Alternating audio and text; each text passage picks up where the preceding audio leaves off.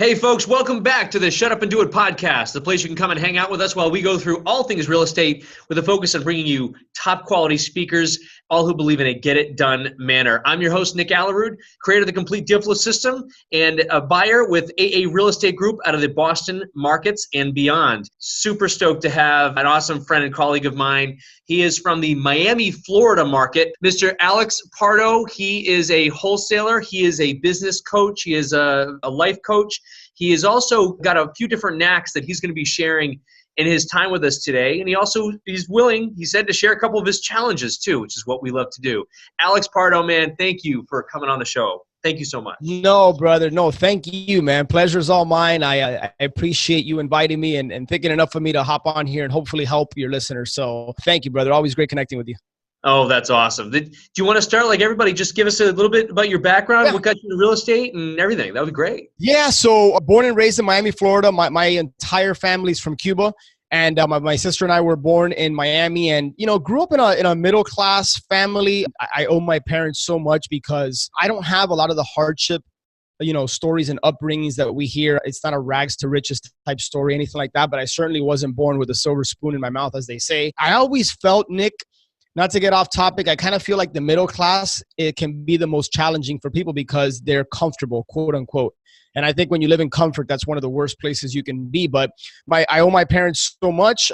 Graduated from Florida International University. And while I was going through, my junior, senior year, for whatever reason, I was very attracted to being a corporate executive. My goal at the time was to be a CEO or a CFO of a Fortune 100 company. And I started, interviewing with companies like Johnson & Johnson, General Electric, and I got accepted into GE's financial management program, which was a pretty exclusive program at the time. I don't even know if it's still around, but it's a program meant to groom the future CEOs and CFOs of GE.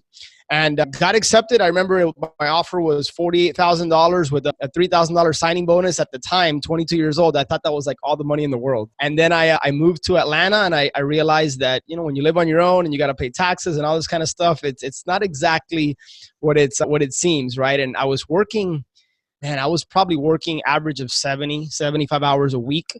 And when I actually calculated how much I was taking home, I was like, I'm not making a whole lot of money here. And 3 months into my job, man, I remember we were closing out the quarter and I would look at my boss and I looked at my boss's boss. And then I kept going up the line, up to the CFO, and I would see just their lifestyle and how they worked and what they did. And I was like, this is not what I want.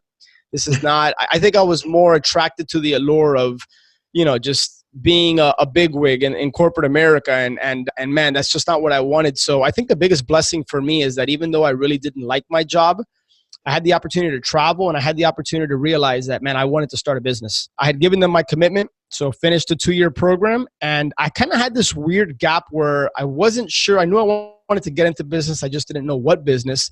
I had the opportunity to backpack around Europe for 3.5 months and found myself in Ibiza in Spain partying with a couple friends. And a buddy of mine sent me an email, said, hey, man, there's this marketing for deals boot camp in Atlanta. It's $997. I had read Rich Dad, Poor Dad and Think and Grow Rich. And I was always interested in real estate, but I didn't really have the money. I was essentially funding the entire, European trip on my credit card. And I was like, what's another $1,000 at this point? So I ended up doing it. Long story short, true story, man. I ended up going to that event.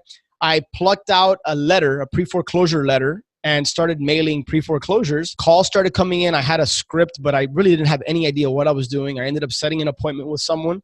And about 1.5 to 2 months later, we closed on a deal, $44,000. And man, I haven't looked back ever since. So that's a not so brief version of my story.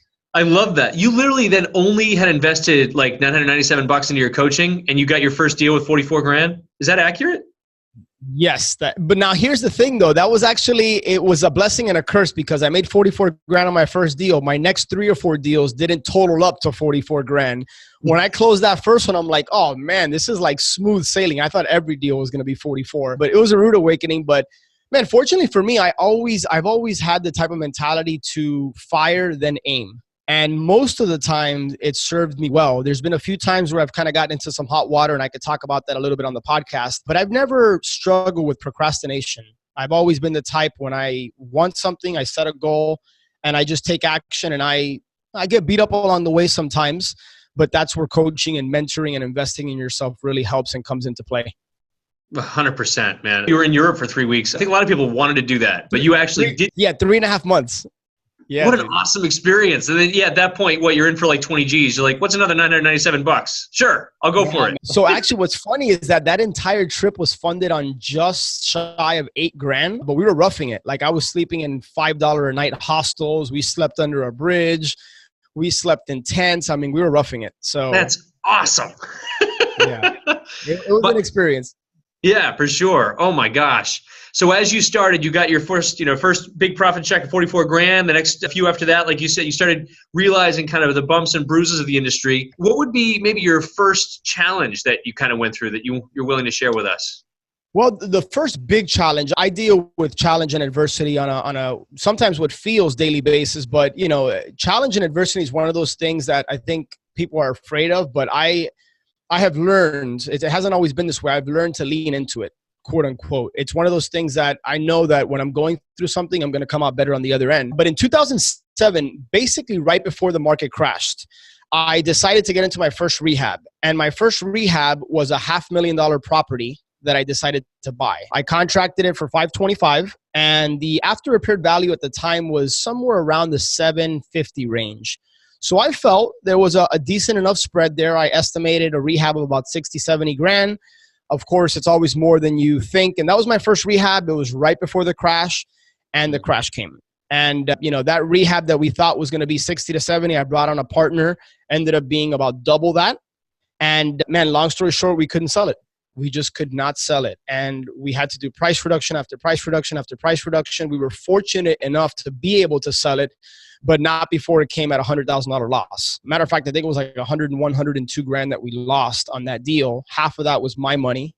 And man, I'm so grateful for that experience, because that was the catalyst to me saying, I need to invest in a coach. At that time, I saw coaching as an expense. Now you and I both know it's an investment. Had I paid the $5 grand, I think it was at the time, to hire somebody that I really wanted to work with, I wouldn't have made that $51,000 mistake. I know that for a fact. But because of that, I ended up hiring a coach, and it's completely changed my life. That's awesome. And, wow. Do you still have the same coach, or did you go from one coach and then grew? That was a specific real estate coach. I've worked with a lot of different coaches throughout the years. I have a life coach that helped me get out of a big mess that I'm sure, we'll talk about shortly with the IRS. I'm still working with that coach to this day. It's almost been a decade. So I believe in coaching heavily. Awesome. That's great. So the first rehab, that was your first rehab? The very first one? Very first rehab. I had always wholesaled. I had done some subject to deals. I had done some short sales. I had never done a rehab. Ooh. And for whatever reason, I thought that getting into a $500,000 property right before the crash, of course, I didn't know the crash was coming, was a good idea. And it ended up being a very bad idea. I know, but still, very, very first one. That's one heck of a one to take on. $500,000. I appreciate the balls on that, man. That's good. That's good. Yeah, like I said, this was one of those cases, Nick, where fire aim didn't serve me. So there you go. I get it, brother. I get it. And half of our guests will tell you we've had some people on here with some really tough rehab stories. But your other story that we briefly mentioned, I personally am very interested in this story because I have come close to observing the same challenge as you. But I appreciate you sharing, because it's definitely something that a lot of us real estate investors do face, right? We kind of skirt the line on a lot of things, and once in a while, as far as when it comes to legally or not illegally paying taxes, right? I'm not saying we legally skirt the line on something else, but I'm just gonna ask you to tell us that story if you don't mind. Yeah. That's crazy, man. So when I went to this event and I started marketing at pre-foreclosures, I didn't know what I was doing. I just started figuring it out, and I started closing deals, and I had some success. I was making money, but no one in my family is an entrepreneur. I didn't go to school I didn't know how to be an entrepreneur. I didn't know what I didn't know. And I quickly realized that it's not all it's cracked up to be. I was wearing all the hats. I was a one-man show for the first 3-4 years of my career. And I just the taxes and the financials was something that didn't appeal to me. And so I ended up hiring a bookkeeper to help me with my books. And to me, I completely abdicated that responsibility. It was like out of sight, out of mind. Like here you go, do what you got to do, handle it. Just let me know what I need to know, and we'll go from there. Totally normal, by the way, right? Let me just repeat. That was a quotable line. The thought of taxes and bookkeeping didn't appeal to you. I just wanted to repeat that because I'm sure that appeals to so many people. Go ahead. Right. I guess that's an obvious statement looking back. But man, I just, it was out of sight, out of mind for me. I hired a bookkeeper. He came, I don't even know how I found the guy. It may have been the Yellow Pages at the time. Like, dude, I look back and I'm like, how stupid could I have been? But I hired this guy, didn't vet him. I met with him once and I just wanted it off my plate. Well, fast forward about 3 years. That was in 2006. In 2009, I was in my condo in Miami and I ended up getting at my door a certified mail that was about half an inch thick, white envelope. I'll never forget to this day. I get chills thinking about it. And it was from the IRS, Internal Revenue Service. And when I saw how thick it was, I was like, this can't be good. Dude, I put it on my kitchen counter. I didn't open it for like 15, 20 minutes. I was just like, this feeling in my stomach overcame me. I'm like, I know something, you know, when you have a feeling something bad's about to happen, like, I'm like, man, this isn't good. I finally opened it up and it basically said that I owed close to $130,000, that my 2006, 7, and 8 taxes were never filed. And this was February of 2009, February, March. My 2009 taxes certainly weren't going to be filed by the April 15th deadline or October 15th, whatever it is. And dude, I just sat down on my couch and I was paralyzed. I didn't know what to do. I had some money in the bank, but I certainly didn't have that kind of money to cover it. And this was 2009. This was after the crash. So I wasn't doing particularly well. I had started to get into the info marketing side of the business. So I wasn't even 100% focused on doing deals. And man, I was in such a deep hole at that point. It was kind of a dark cloud over my head that I didn't know how I was going to get out of it. And man, not so long story. I just started like Googling options after like 2 weeks of being paralyzed, not knowing what to do. I had concluded that my only way out of this was bankruptcy. And so I set up a meeting with a bankruptcy attorney. And man, I remember driving to the bankruptcy office. I started getting teary-eyed. Like I was just overcome with emotion because I'm like, at the time I was, I don't know, man, 28, 29, however old I was. And I was like, I can't believe I'm on my way to go meet with a bankruptcy attorney to file bankruptcy. Like at 28, 29, like how does that happen? And by the way, at that time, I also had like 30, 40 grand in credit card debt. And I guess I was stupid with my money, but it wasn't like I was going out buying stupid things. It was things to fund the business and just wasn't fiscally responsible at that time. So I met with this bankruptcy attorney and about an hour and a half into the meeting, he needed my tax returns in order to move forward. Like it's incredible how God works. Because I didn't have my tax returns, I wasn't able to actually move forward. And at that point, I'm like, you want to know what? I'm gonna figure this out. I'm gonna get out of it. So I ended up paying this bankruptcy attorney, I think it was $1,850, almost $2,000, which was non-refundable. I didn't get that back, but I decided I wasn't gonna file BK and I was gonna work my way out of this. I ended up meeting with a life coach that came recommended. And we started the slow process of trying to go back 3 to 4 years to collect all of my documents and start to like get out of this hole. Contacted the IRS. I tried to work out an offering compromise, but at the time I was making too much money, which I really wasn't making a lot of money, but in the IRS eyes, I couldn't even do an offering compromise. So man, over a 3.5 year period, I ended up paying every single thing back to the IRS. And wow. It has shaped me today, that going through that experience. Wow. And you said that you were kind of making silly expenses and silly business expenses. That you were investing in your business. You weren't out buying the sexy lamp or a TV. I mean, I don't think that we can even look back and say that we were making bad decisions financially at that point. And the fact that you abdicated, we have a bookkeeper here in the office and we have a CPA. It's like, you're right. I wouldn't know if something was wrong at this point, right? Then they send me a package of papers being like, can you approve this to us to file it? And I'm like, I'm not reading this. I hope so. It's good, right? Yeah. I didn't know what I was doing, but looking back, there was so many lessons learned and it was my fault. I mean, I deserve what I got, that experience. But I think it goes back to leaning into adversity and challenges, man. It's not fun when you're going through it. And sometimes it's hard to see the forest from the trees or whatever that saying is. But you're meant to go through that for a particular reason. And, it's only a failure if you don't learn from it, right? I forgot who said that, but it's so true. And looking back now, I'm so glad I lost the 51 grand on that rehab. I'm so glad I went through this because that's when you get kicked in the stomach and it shapes you into who you're meant to be. So, but yeah, that sucked, man. Going through that was not fun. And now all of my listeners know that you are the epitome of the guests that we love to have on this project, right? So we same thing. You probably already heard. I had the Minnesota issues from way back when in 2005. That started me off with $450,000 in debt. And, just like you, man, it's now the best thing that's ever happened to me, right? That with a couple other challenges, and it shapes us, it learns us. And I think you and I, though, you have to have that mindset, right? Like you have to have, some people could just cancel out, put their head in the sand, right? Like an ostrich and just walk away. And that's the end of it, right? Yeah. But the tenacity, like, right? You getting back up on that horse again. How was it when that year, you knew with your life coach, I have to get back out of this. I'm going to go back through in 3 years and piece this all together and see where I'm lying. Yeah. When you started to kind of make that way into your comeback phase, right? Like what were the first one or two things that you did where you're like, I got to just straighten this out? But then once you dealt with the IRS, it's like, now what? Yeah. So for me, Nick, I broke it up into phases, man. I think at that time, I was very overwhelmed with the number.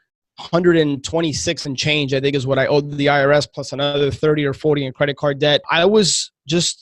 That number was paralyzing me mentally. And I realized I had to get my mind right first. So that's the first thing I worked on with my life coach is it's a mindset. I'm not going to die. I got my health. I got my family. This is a mess I got myself into, but every challenge has a solution. But first you got to get your mind right. So that's the first thing we worked on is my mindset. And then from there, it's putting a plan in place. It's coming up with a plan, working the plan. And it was just one day at a time. I just kept chipping away. What made it really frustrating was the penalties and interest, which are very, very unforgiving with the IRS. So, man, there was a part of it where you have these internal battles in your head where you want to just give up because it's hard. And I felt like I was on a hamster wheel. Every time I would close a deal and I'd send 70, 80% of the profit to the IRS, it was like I was just doing enough to keep ahead of the interest and the penalties. Yeah. And it was rough, but I just kept the mindset one day at a time. You look up 3.5 years later and I'm like, I can't believe I was able to get out of that so quickly. But it's setting a goal and it's just sticking to the plan. So for me, that was critical. That was key. That's awesome, dude. Thank you so much for sharing, man. That's cool. And in case the members of the IRS are, our listeners, he's all paid up. He's in good shape. Yes, thank God. No need to look there. No need to look here either. You want to know what's kind of crazy though, man? Whenever I get something from the IRS, it's amazing how your past experiences can impact your physiology. And like to this day, even though I know I'm like all good, I can see something from the IRS and it still gives me like a little jolt. And I think it's a good thing. It's a reminder that life can be challenging sometimes when you just make the wrong decisions and you got to accept responsibility. At that time, I was in victim mode when it first happened. Like, why me? How did this happen? I started blaming this bookkeeper. And then I quickly realized as I started working with my coach, this wasn't my bookkeeper's fault. This was my fault. You got to accept responsibility. Otherwise, you're not going to learn anything from it. Yeah, nailed it, man. Thanks for preaching. I love it. So let's go move on to better things, right? So your business, At this point, you got out of that situation and then you're like, real estate's still my way, up and out of this business, right? And you were doing infomercial marketing as well. What was, how did that look? How does your business look now and how did you get there? Yeah. So at the time I came up with, this was 2011, 12. Part of what helped me get out of that was I created a product with a partner called Flip Crushers, and we did a product launch and we sold a bunch of essentially home study courses. And I've always really I've been passionate about helping and working with people, but I didn't know what that looked like at the time. And now I know that for me, selling info products wasn't really the goal. It was just, I was fulfilled by knowing that that I could help somebody. And that's the reason I launched the podcast I did 3 years ago or so. But man, I was starting to get burned out wearing all the hats in the business. It was just me and a virtual assistant in 2010, 11, 12. And I said, okay, my goal is I want to automate. I want to scale this business, but I don't want to wear all the hats. I remember at the time I wasn't married, I was dating, and I'd be out on dates and my phone would be blowing up from a direct mail campaign. And I felt guilty that I was like not picking up the call because I know it's potential money, but here I am on a date and I was like, enough is enough. I want to start hiring people. So I hired an acquisitions manager at the time And immediately within a 12-month period, we ended up almost doubling the business. Just myself, a VA, and an acquisitions manager. We probably did 60, 70 something REOs in 2013, made a bunch of money. That helped me pay off that IRS debt. And then, yeah, man, today we have a team of 8, a very typical structure that we hear out there. I have a lead manager, acquisitions manager, dedicated cold caller, dispositions manager, transaction coordinator, a VA, and I think I'm missing somebody, but we have a team of 8. And for me, that's where that's where I'm fulfilled, is working with them. I'm going to say something somewhat controversial, but not that I don't care for real estate, Nick. It just doesn't, like, when we close deals, it doesn't move the needle for me. You know what I mean? Like, what moves the needle for me is working with my team, the impact, the camaraderie, the leadership aspect of it, the coaching aspect of it. The real estate, would I do it for free? Probably not. It's just a tool. It's a vehicle to work with people and impact their lives. I like real estate, don't get me wrong, but it's certainly not something that fills my cup. But you're impacting so many lives too, right? The sellers' lives and your team, and it really betters you as a person, as a better leader, right? A better manager, better organizer every single day for these guys, right? And ladies. Yep, that's right. That's awesome. You and I have both found our ways eventually, so that's really good. I think that's one of the, I was just going to say, Nick, I think that's one of the things that if anybody listening can take one thing away from this and nothing else, figure out what your gift is, spend time, personal development, figure out what your gift is and operate in your lane. If you can double, triple, quadruple down on your unique ability, your gifts, your genius zone, whatever you want to call it, man, you're going to be so much happier regardless of what that is. Don't go chasing somebody else's vision. Figure out what you want, what your strengths are, double, triple down on that. Oh, man. Yeah, that's tremendous. Yeah. Alex, you had mentioned that you'd also had another give for us today. You guys have a really good ability to kind of stand out from your competition, stand out from the crowd down in a super hot and heavy. We have a very heated market, like way over competitive here in Boston, but probably not as bad as Miami, Yeah, I mean, they're both pretty competitive markets, yeah. For sure, man. And thank you for your give. Like, if you're willing to share anything with us on that side of it, that would be great. Awesome. Yeah, we've done a pretty good job of just going back to the basics and realizing that it all starts with building trust and rapport. And from the moment that somebody calls us to the moment we close a deal or don't close a deal, you have to think about it from their standpoint is, what is their experience in working with your company? What's the first impression from the moment that a call is picked up to the moment that you close a deal? How do you make them feel? I think if you can operate from that lens, you're going to put yourself, just that mindset alone is going to put you out. Because, man, for most of the wholesalers out there, sellers are it's a profit. Sometimes I know people that look at sellers like dollar signs. And I think when you lead with a servant's heart and you genuinely want to help that person, and just that mindset alone, you could do nothing else but just change your mindset about genuinely wanting to help people. That in and of itself, you're going to stand out from probably 80, 90% of the people out there. And then, of course, there's certain things you can do. Like, one of the things we do is when we connect with people in the rapport building phase and that process, you try to figure out what's most important to that seller. So if they happen to mention they have kids, or if they happen to mention they just got back from a trip, we literally pivot from the script and the conversation, and we just want to talk about that. We want to talk about what's important, and we want to relate to them. Create detailed notes in Podio so that when we follow up with that person, that's what we're leading with. If it's a birthday, if they just celebrated a birthday, or they just, had a kid, or we're leading with that. And sometimes as part of our follow-up process, we won't even ask about the house or their situation. We'll just find out and reach out to them and say, how was that trip you had been planning? Or how was X, or how was Y? And that's all we do. Like, we don't even care about the house. But here's the key. You got to be genuine. You got to be sincere about it. You can't have an ulterior motive. And yes, of course, we're a business. We want to buy more real estate. We want to sell more real estate. And, without that, you can't function. You can't help more people. But I think if you just operate from that lens and you just say, hey, listen to people, what's important to them, and then connect with them on what that is, magic happens, dude. It's incredible. When we meet with sellers, we leave them things like this, like little squishy house balls. stress balls that's branded. One of the things we do when we meet with sellers is we'll send them what's called our shock and awe package. So this is pretty cool. Most people don't even know you can do this, but if you go to Starbucks corporate, you can get branded Starbucks gift cards that have your company name, your website. So this is a $5 gift card. We include this and we mail it once we meet with sellers. Whether we get the deal or we don't, we do a handwritten note.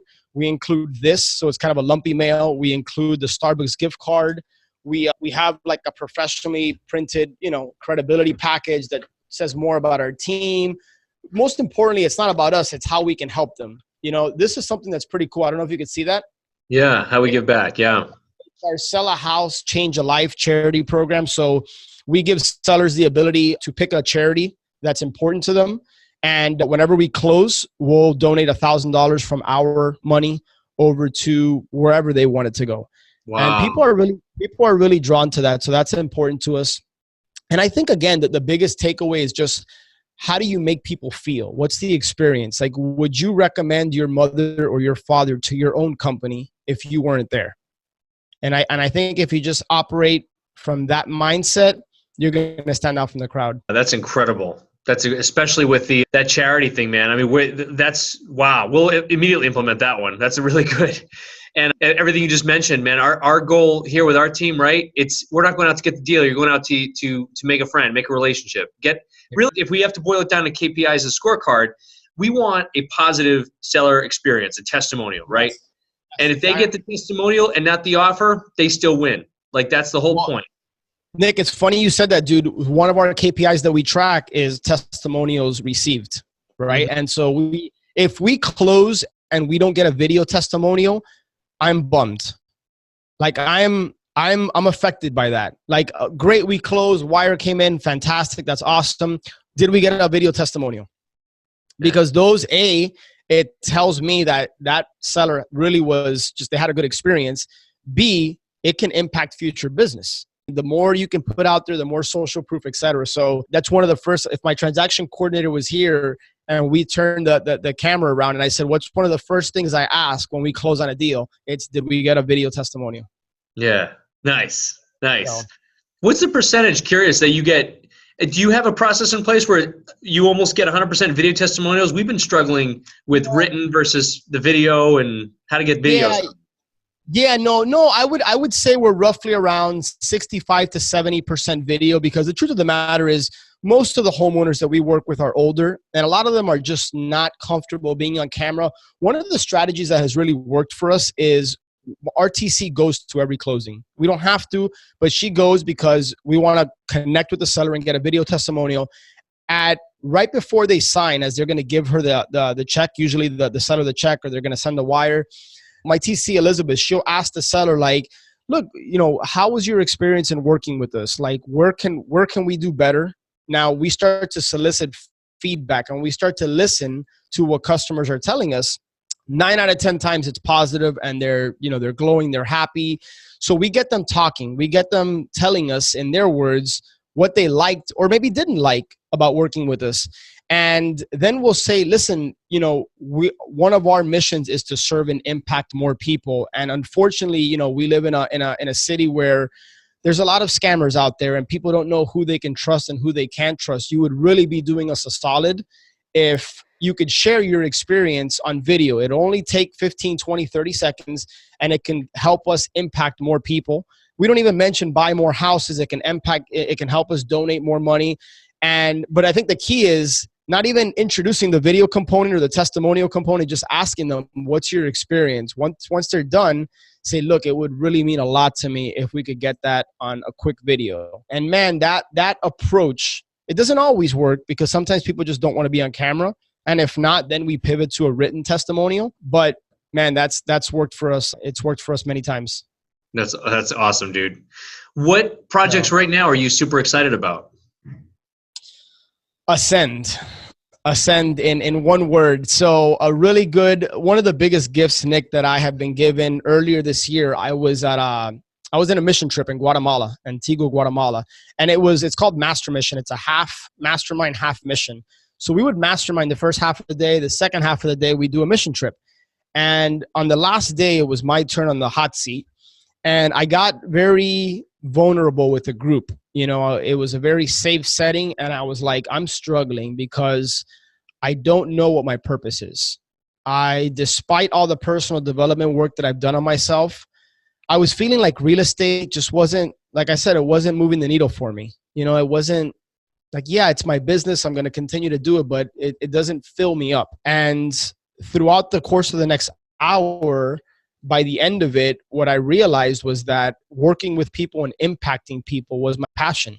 Like if I could do nothing else and just do that, I'd be happy. And so I started to explore that over the course of the next 3, 4, 5 months. And about a month and a half, 2 months ago, in one of my masterminds, a gentleman by the name of Steve Kavanaugh is in there. Really good dude, core value alignment, lifestyle entrepreneur, but we complement each other in many ways. He was starting a coaching and mastermind group. Him and I started collaborating, and it made sense to team up on that. And now we're leading a group called Ascend, which is a hybrid between a coaching and mastermind group that focuses not just on business and real estate, but also life. Because I'm a big believer that so many people just focus all of their efforts on business and making money at the expense of living life. And what we're doing is we're reversing it. We're like, what's your vision for life?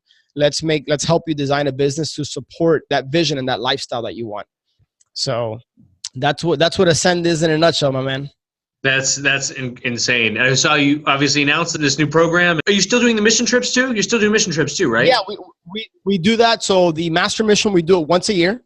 And then we just got back from Jamaica where I do something else called Holiday Mastermind, which 100% of the proceeds go to charity, and we mastermind for a day. Everybody and their families come out. So that's a whole different, unique experience. But masterminding and working with coaches has completely changed my life. And so that's why I'm so passionate about what we're doing, because I know how it's impacted me. And man, you have to ask yourself what gives you energy and what drains your energy. For me, hosting a podcast, being on here with you, that gives me energy. Working with people, doing other things drain my energy. So if you have self-awareness and you can figure that out, you're getting that much closer to happiness and what your true calling in life is, I believe. 100% agreement, man. And there's not many people that I know of there's not anybody that I know of that take your approach, that say life first and let's build your business to design it. Very, very similarly to you, Alex, I've always been of the mindset that real estate here is really just a tool, right? It's a tool. It's a muse, as Tim Ferriss calls it, to get us where we want to go. That you and I were drawn to it, though, because instead of just being the muse, we are able to impact so many other lives with it, right? Our sellers and our teams and our staff and agents and coaching and those types of availability, touching people, making their lives better. But at the end of the day, right, we don't want to be that CEO or CFO that you saw, your boss's boss in that corner office where, they're not quite seeing their families as much as they like to, but they have a really nice window, right? I was so fortunate that I saw that early on, that's not what I wanted. I think sometimes people just get stuck in their routine and they can't find their way out of it. And I think that's where surrounding yourself with a group of high-level people, not just entrepreneurs, just people that are going to raise your standard and raise the temperature in the room, so to speak. I think working with those people, working with a coach, that's how you can start to kind of find your way, 100%. Quick question that we stole from the Tim Ferriss podcast. I love this question. We did not bring this up beforehand, but what's the best purchase you've made in the past year that was under $100? Profit First, the book, comes to mind. I know that's not a very sexy answer in any way, but man, I have learned so much from a $10 to $15 investment in a book that I would probably say, I may be like forgetting something, but I would say anytime I purchase a book and I go through it, it's a huge ROI, man. I would probably say, and not just that book, because I bought a lot of books, but a book purchase, I'd say under $100. Gotcha. That's it. No, By the way, I know Tim Ferriss's guests have significantly better answers than that, but for me, I'd probably say it's a book. Yeah. No worries. I love it. The other thing that comes to mind is my daughters are obsessed with Starbucks cake pops. And the cake pop on a stick, the little birthday cake pop. I know it's not very healthy and it's a sugar rush. That's a whole separate conversation. But whenever I buy them a cake pop, their faces light up, and that that honestly, that's the best investment I've made under $100 is a cake pop for my daughter. That wins, man. That wins. That's a great answer. That's the best answer we've had maybe on this show. That's great. What's the biggest, be it small or large, tech investment you've made over the past couple of years that has like changed your life or your business in some way or has impacted it in some way? Tech investment, man. I don't know if this qualifies, but this thing called an iPhone has been pretty instrumental for me. So I don't know if that qualifies. I know that's kind of a cop-out answer.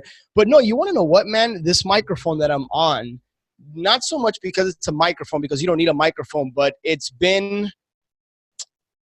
represents the podcast that I host, the Flip Empire Show. And that has been a platform for me to impact so many people that I've never even met to this day, but just based on the feedback I've gotten. So, man, the podcast and the iPhone definitely come to mind for me. Even though you don't need those things to be successful and to impact others, it's what it represents for me. I love that answer too. And we were getting there, by the way, to have you plug. Alex Pardo is one of the top 5 or top 3 real estate podcasts. I don't even know, dude. Who knows? But it's pretty darn impressive, man. He's up there. But make sure you check it out. What's the website they can check out your podcast at? The Flip Empire? flipempire.com. Just flipempire.com. flipempire.com. And they got to check you out on that show. So, at the time of the recording, I don't know when this is supposed to get released, so it may or may not be released yet, but definitely look for our boy Nick on the Flip Empire show, man. He really brought it.